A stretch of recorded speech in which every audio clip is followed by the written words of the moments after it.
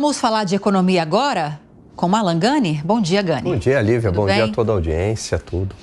Vamos falar de orçamento federal? Vamos lá. Ontem, o ministro da Fazenda, Fernando Haddad, afirmou que o orçamento do ano que vem traz mais conforto em relação ao desse ano. Além de o texto também estar mais saudável, mais equilibrado. O André Anelli traz mais informações na reportagem. Representantes dos Ministérios do Planejamento e da Fazenda vão dar novos detalhes hoje sobre o processo de revisão de gastos pelo governo. O anúncio vem às vésperas da entrega da Lei Orçamentária de 2025, que fez o ministro Fernando Haddad cancelar uma viagem para a África do Sul. Na semana passada, o Tribunal de Contas da União alertou o governo sobre os riscos para o cumprimento da meta fiscal zero em 2025. Para o TCU, existe duplo risco nas projeções para o resultado primário no próximo ano, considerando que as estimativas de receita são otimistas e que existe chance de surpresa com as despesas obrigatórias. O órgão também questiona sobre os limites de contingenciamento. Em julho, o ministro da Fazenda, Fernando Haddad, já tinha anunciado o corte de quase 26 bilhões de reais em despesas como forma de cumprir o arcabouço fiscal.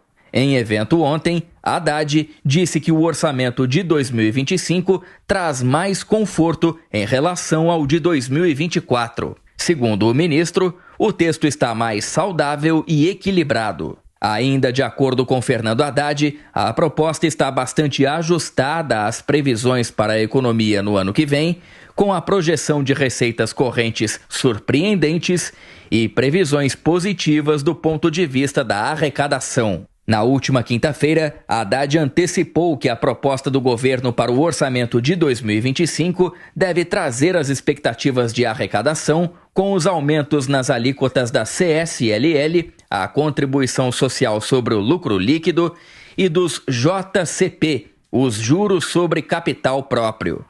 Na prática, significa que o governo vai tentar emplacar de novo as mudanças em ambas as categorias que já foram rejeitadas no Congresso como forma de compensar a desoneração da folha. Em relação à viagem cancelada à África do Sul, Haddad iria participar de uma reunião do novo Banco do Desenvolvimento, o NDB, que é a instituição financeira do BRICS, grupo que reúne Brasil, Rússia, Índia, China e África do Sul.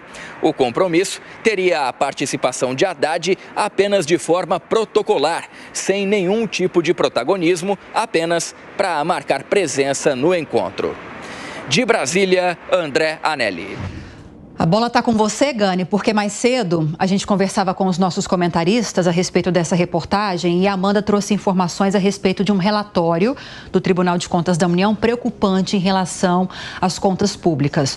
Então, uma coisa é a economia estar indo bem, os índices econômicos estarem avançando bem, a gente ter um PIB previsto de crescimento de 3%, de 2,5% a 3% do Brasil agora em 2024. Outra coisa é a política fiscal e o orçamento público. Exatamente. Aliás, em parte, deu uma certa folga, muito entre aspas, o que eu estou falando, em 2024, porque a atividade econômica surpreendeu positivamente. Então, se o país está produzindo mais, está gerando mais renda, uma tributação em cima dessa renda maior, o governo aumenta a sua arrecadação. Agora, a pergunta é, para 2025, a gente consegue contratar um crescimento de 3% novamente? É imprevisível, não dá para contar com isso.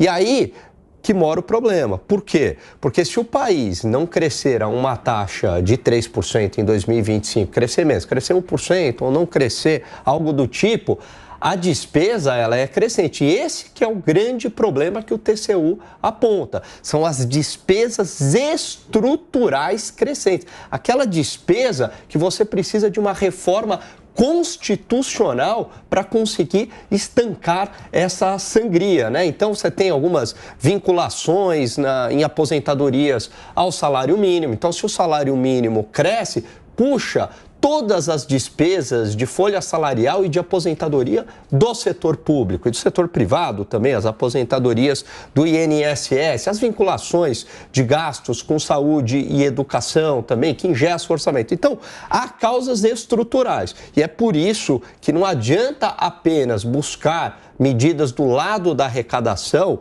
ou com o aumento da tributação ou esperando uma atividade econômica maior, porque se essa atividade econômica não vier, Lívia, aí a gente tem um problema porque o gasto vai subir. E quando esse gasto sobe, o endividamento sobe, isso tem efeitos na taxa de juros e pode, inclusive, penalizar o crescimento econômico à frente. Muito obrigada. Até já.